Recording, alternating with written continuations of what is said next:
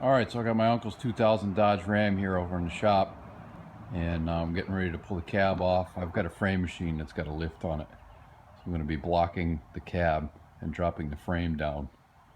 So the cab on this thing really isn't too bad to take off. There's the computer mounts up on the firewall over here. I've already disconnected that. You got to disconnect the AC. There's a couple of lines here you need to disconnect. You do have to pull the wiper motor off to get the plug off of it on the bottom. You need to disconnect the latch in the front, which I've already done, and you need to pull that line into the cab. You need to disconnect the brake booster. The main harness goes in this hole right here, and there's a big plug inside with a 10mm nut. You pull that off, you can disconnect the main plug, and then there's several smaller plugs, which are these two. And then this is a four-wheel drive, so it's got a bracket down here that you got to disconnect. I had to grind the heads off the bolts because they're so rotted, hence the reason for the cab swap. You need to disconnect the e-brake cable from the inside.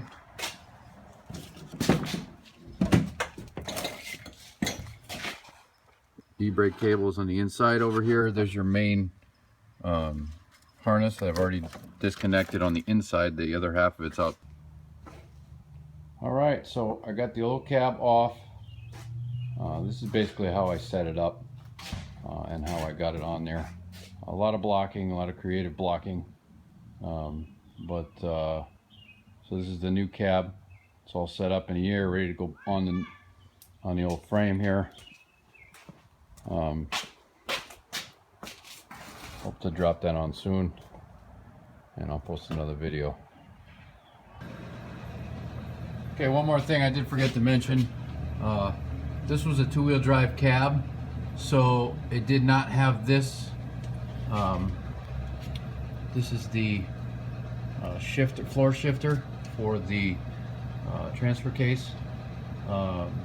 It's very, very easy to swap over. There's already dimples in the floor. You just drill out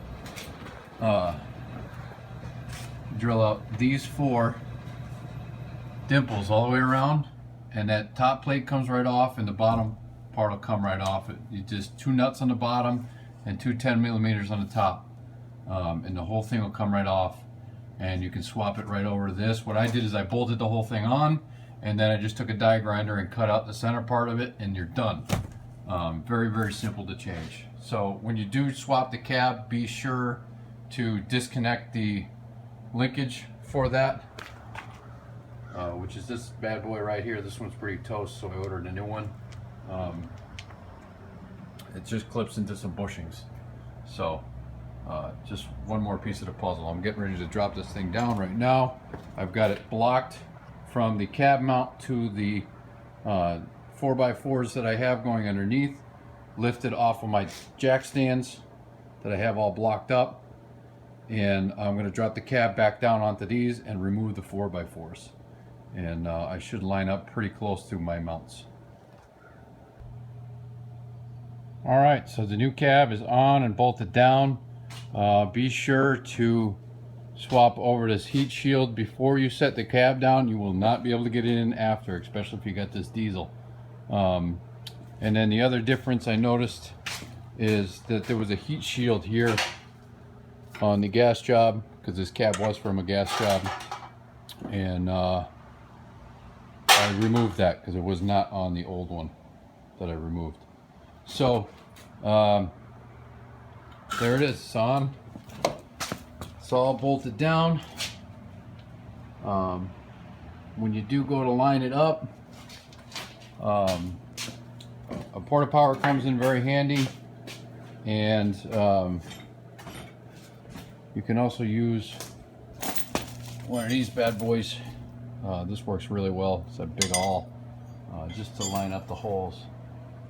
But I got my work cut out for me now, just putting this thing back together, because I got to take all the guts from the old one and put them in this one. So I'll post another video as I go. Thanks for watching.